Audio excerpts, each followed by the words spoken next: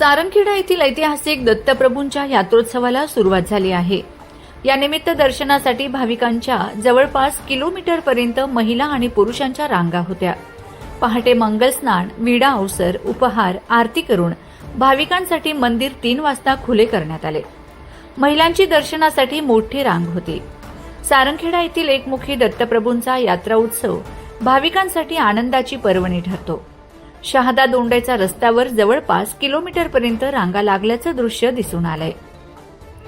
पहिल्या दिवशी जवळपास 70 ते 75 हजार भाविकांनी श्री एकमुखी दत्ताचे दर्शन घेतले। सुमारे 100 तोळा उतरवून भाविकांनी नवस फेडले। 20 माणतेचाही नवस या ठिकाणी फेडण्यात आलाय। तुलेत केळी, साखर, पेढे, सफरचंद, गुळ, नारळ आदींची तुला उतरविण्यात आली। पौर्णिमा व दत्त जयंती एकत्र असल्याने दत्त जन्मोत्सवानिमित्त अनेक भाविकांनी परराज्यातून येत दत्ताचे दर्शन घेतले।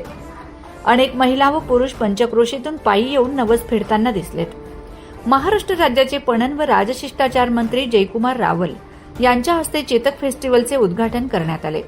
याप्रसंगी जिल्हाधिकारी डॉ. मिताली सेठी, मुख्य कार्यकारी अधिकारी नमन गोयल, तहसीलदार दीपक गिरासे, पोलीस उपविभागीय अधिकारी दत्ता पवार, पोलीस निरीक्षक रवींद्र बागुल, पोलीस उपनिरीक्षक किरण बारे, जयपाल सिंह रावल, शहादा कृषी उत्पन्न बाजार समिती सभापती अभिजित पाटील, सरपंच पृथ्वीराज रावल, रणवीर रावल, प्रवणराज रावल, कृषी उत्पन्न बाजार समिती सचिव संजय चौधरी आदी उपस्थित होते।